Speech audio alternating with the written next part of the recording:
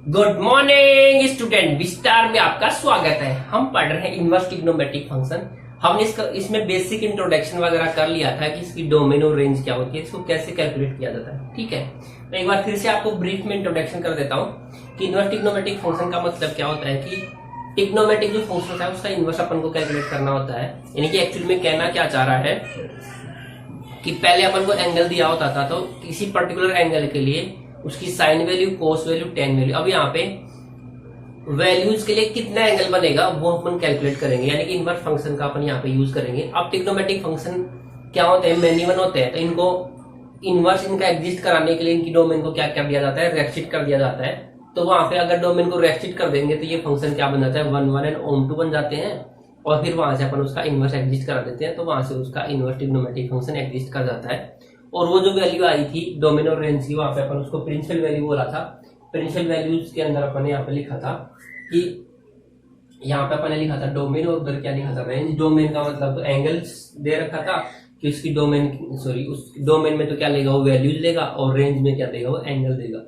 इतना अपन ने देख लिया था। फिर भी अगर आपको समझ में नहीं आए तो आप लास्ट वाला लेक्चर देख लो। इनवर्स फंक्शन का भी देख सकते हो आप, और इनवर्स ट्रिग्नोमेट्रिक फंक्शन का जो लास्ट वाला लेक्चर था आप उसे भी देख सकते हो। ठीक है, इतना आई थिंक आपको समझ में आ गया।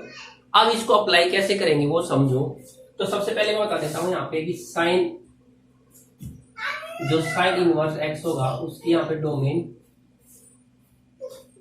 और ये रेंज। यहाँ पे सिर्फ प्रिंसिपल वैल्यू की बात हो रही है। प्रिंसिपल वैल्यू का मतलब क्या बताया था मैंने कि किसी एक से इंटरवल को चूज किया जाता है, उसको प्रिंसिपल वैल्यू बोलते हैं। तो यहाँ पे जो डोमेन आई थी वो तो आई थी -1 to 1, और जो रेंज आ गई थी वो माइनस का π/2 to π/2। ठीक है, क्लोज इंटरवल है दोनों तरफ। इसी प्रकार कोस इनवर्स एक्स, इसकी डोमेन भी -1 to 1 होती है, लेकिन यहाँ पे जो प्रिंसिपल वैल्यू रेंज होती है वो 0 से π होती है। ठीक है, ये पाई लिखा हुआ है। Similarly tan inverse x, tan inverse x की जो डोमेन होती है वो तो क्या होती है, आर होती है, और जो रेंज होती है वो ओपन इंटरवल -π/2 to π/2। ठीक है, ये ओपन इंटरवल है। सिमिलरली कोट इनवर्स एक्स, ठीक है, इसकी डोमेन भी आर होती है, और यहाँ पे इसकी जो रेंज होगी वो 0 to π होगी, लेकिन ओपन इंटरवल। क्लियर है इतना। सिमिलरली फिर क्या आ जाएगा, सेक इनवर्स एक्स, इसकी जो डोमेन थी वो आप या तो ऐसे कह सकते R minus open interval -1 to 1, और मैंने बताया था माइनस इनफाइनाइट, और मैंने बताया था माइनस इनफाइनाइट से -1 क्लोज इंटरवल की तरफ, -1 यूनियन 1 to 1 पे भी क्या आएगा, क्लोज इंटरवल 1 to इनफाइनाइट, या फिर इसको ऐसे लिख सकते हो आर माइनस। और इसकी जो रेंज आएगी सेक इनवर्स की वो आ जाएगी 0 to π, और इसमें से क्या माइनस करना पड़ेगा, एक ऐसी वैल्यू माइनस करनी पड़ेगी जहां पे ये एग्जिस्ट नहीं करता। तो किस पे एग्जिस्ट नहीं करता, ये π/2, तो यहाँ पे माइनस करना पड़ेगा π/2। ठीक है, इस सिमिलरली कोसेक इनवर्स एक्स था, उसमें भी सेम टू सेम आ जाएगी डोमेन। ठीक है, और ये आ जाएगी -π/2 to π/2, और इसमें से माइनस करना पड़ेगा 0। तो आई थिंक ये तो आपको समझ में आ गया होगा। ठीक है, आपकी बुक में दिया है ग्राफ वगैरह आप समझ लेना। ग्राफ अगर आपको समझ में नहीं आएगा, अगर सिंपल ट्रिग्नोमेट्रिक फंक्शन का ग्राफ अगर आपको आता है तो उनका ग्राफ कैसे निकालना था, अगर किसी की फंक्शन उसका अगर इनवर्स एग्जिस्ट करता है उसको इन्वर्टेबल फंक्शन का ग्राफ निकालना है। ठीक है, अगर किसी फंक्शन का इनवर्स एग्जिस्ट करता है, यानी कि अगर वो फंक्शन इन्वर्टेबल है, अगर वो फंक्शन क्या है, इन्वर्टेबल। इन्वर्टेबल का मतलब क्या है कि अगर वो 1 1 है, ठीक है, अगर वो क्या है 1 1 है तो उसका inverse, sorry 1 1 and onto दोनों है तो उसका इनवर्स एग्जिस्ट करेगा। और उस फंक्शन का इनवर्स फंक्शन का ग्राफ कैसे निकालेंगे अपन, y बराबर x वाली जो लाइन होती है उसके सापेक्ष क्या ले लेंगे, उसके समांतर क्या ले लेंगे अपन, उसकी मिरर इमेज बनती है, यानी कि उसके अबाउट मिरर इमेज बनती है y बराबर x वाली लाइन। ठीक है, अब इसको अप्लाई कैसे करेंगे, तो एक एग्जांपल दे रखा है। ठीक है, एक एग्जांपल समझ लो कि मान लो मुझे निकालना है साइन इनवर्स ऑफ 1। ठीक है, साइन इनवर्स ऑफ 1 की वैल्यू क्या होगी ये पूछेगा। तो हमें पता है कि साइन इनवर्स ये वैल्यू ले रहा है, आउटपुट क्या देगा, एंगल देगा। तो सबसे पहले अपन इसको मान लेते हैं, y मान लेते हैं। ठीक है, तो उधर जाएगा तो क्या हो जाएगा, साइन y = 1 आ गया है, या फिर ऐसे कह सकते हैं आप, उधर चला जाएगा तो क्या जाएगा 1 = sin y। ठीक है, 1 = sin y।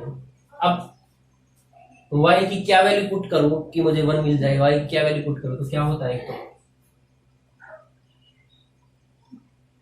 पाई बाई 2 पे भी होती है और क्या होती है 2 पाई प्लस यानी कि 5 पाई बाई 2 इन पे भी होती है। यानी कि मैं कह सकता हूँ sine 2n pi plus pi by 2 पे क्या देता है, ये 1 देता है। Sine 2n pi plus pi by 2 पे क्या देगा, ये 1 देगा। लेकिन हमसे क्या पूछा जाएगा, वो प्रिंसिपल वैल्यू पूछेगा। क्या पूछेगा, प्रिंसिपल वैल्यू। तो प्रिंसिपल वैल्यू का मतलब क्या है कि अपनी जो रेंज है वो माइनस पाई बाई 2 से पाई बाई 2 के बीच में होनी थी, माइनस पाई बाई 2 से पाई बाई 2 के बीच में होनी चाहिए। तो माइनस पाई बाई 2 से पाई बाई 2 के बीच में कौन सी वैल्यू आ रही है, पाई बाई 2। तो इसका मतलब यहाँ पे प्रिंसिपल वैल्यू क्या आ जाएगी, तो ओनली 1 वैल्यू आएगी यहाँ पे। क्या आ जाएगा, तो यहाँ पे आ जाएगी sine inverse of 1 equal to pi by 2। तो इसकी प्रिंसिपल वैल्यू क्या आ गई, पाई बाई 2 आ गई। इस प्रकार से अपन को कैलकुलेट करना होता है। तब इसी के बेसिस पे अपन एग्जांपल करने वाले हैं। तो यहाँ पे एक बुक में एक एग्जांपल दे देते हैं, example number 1। I think example number 1 है वो। देखो क्या है, साइन इनवर्स की वैल्यू पूछिए, फाइंड द प्रिंसिपल वैल्यू लिख के देगा वो। प्रिंसिपल वैल्यू पूछेगा तो प्रिंसिपल वैल्यू लिख के देगा। देखो बोला उसने, find the principal value of sine inverse of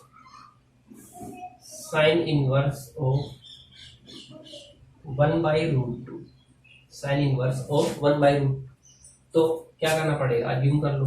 अब आपको बोर्ड एग्जाम में देंगे प्रॉपर अपन की स्टेप लिखनी है। तो let y equal to sine inverse of 1 by root 2। ठीक है, तो ये इधर आ जाएगा। तो साइन ऑफ y यानी अब एंगल आ गया y equal to 1 by root 2। अब हमें पता है कि 1 बाई रूट 2 कहाँ पे होता है, पाई बाई 4 पे। Sine of pi by 4 equal to 1 by root 2। और हमें पता ही है क्या कि pi by 4 minus pi by 2 से पाई बाई 2 के बीच में आ रहा है कि नहीं आ रहा, बिल्कुल आ रहा है। तो हेंस यहाँ से मैं कह सकता हूँ क्या आ जाएगा, sine inverse of 1 by root 2 की प्रिंसिपल वैल्यू क्या आ जाएगी, पाई बाई 4। क्या आ जाएगी, पाई बाई 4। यानी कि यहाँ पे जो भी वैल्यू आए वो आपको देखनी है कि इस इंटरवल में है या नहीं, यानी कि उसकी जो रेंज दे रखी है वो प्रिंसिपल वैल्यू दे रखी है उस इंटरवल्स के अंदर है या नहीं। ठीक है, क्लियर है। अगला दे रखा है कोट इनवर्स ऑफ -1/3। क्या दे रखा है, coat inverse of, example number 2 है। देखो कोट इनवर्स ऑफ -1/√3। ठीक है, अब वही है same to same. Let y equal to cot inverse of -1/√3। ठीक है, तो ये इधर आ जाएगा cot of y equal to -1/√3। ठीक है, अब मुझे पता है माइनस में वैल्यू आ रही है, तो ये जो वैल्यू है वो भी क्या आएगी, नेगेटिव में आएगी। तो किसकी वैल्यू 1/√3 होती है, तो ये आ जाएगा कोट पाई/3 माइनस इक्वल टू 1/√3, क्योंकि नेगेटिव में आ रहा है ना। या फिर ऐसे कर लो आप, ऐसे लिख सकते हो माइनस के अंदर। ठीक है, तो ये क्या आ जाएगा, minus of cot pi equal to 1/√3। ठीक है, 1/√3 आ गया। अब माइनस में आ रहा है, इसका मतलब प्रिंसिपल वैल्यू में आना चाहिए। तो क्या मैं इसका लिख सकता हूँ, cot of pi minus pi equal to 1/√3। ठीक है, cot pi minus pi equal to 1/√3। तो ये कितना आ जाएगा, cot of 2 pi equal to 1/√3।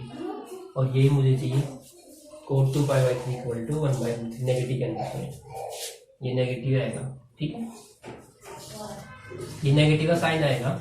ठीक है, ये आ गया ना अपने पास, इसको हटा दिया मैंने। Cot of pi equal to -1/√3। ठीक है, अब माइनस की वैल्यू चाहिए, तो इसका मतलब कोट कौन से क्वाड्रेंट में नेगेटिव आता है, एक तो सेकंड क्वाड्रेंट में होता है, एक फोर्थ क्वाड्रेंट में होता है।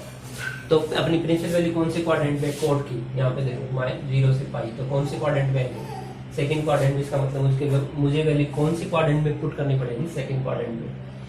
तो कोट पाई/3 माइनस 1/√3 जो होता है वो किस जो होता है, पाई माइनस पाई/3 करनी पड़ेगी मुझे, पाई माइनस पाई/3 करनी पड़ेगी, पाई माइनस पाई/3, ताकि नेगेटिव में वैल्यू आ जाए। ठीक है, ये मैं माइनस है, ठीक है, ताकि ये वैल्यू क्या आ जाए, नेगेटिव में आ जाए, क्या आ जाए, नेगेटिव में आ जाए।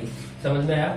नेगेटिव होने की वजह से मुझे सेकंड क्वाड्रेंट में लेना पड़ेगा। मैंने सेकंड क्वाड्रेंट में ही क्यों लिया, क्योंकि अपनी जो प्रिंसिपल वैल्यू रेंज है वो सेकंड क्वाड्रेंट में ही है, ठीक है। इसलिए पाई माइनस पाई बाई 3 करेंगे तो क्या आ जाएगा, -1/3, यानी कि पाई माइनस पाई बाई 3 का एलसीएम लोग सोल्व करोगे ये क्या आ जाएगा, 2π/3। इसकी प्रिंसिपल वैल्यू क्या आ जाएगी, 2π/3। कॉट इनवर्स ऑफ -1/√3 की वैल्यू क्या आ गई, 2π/3, ठीक है।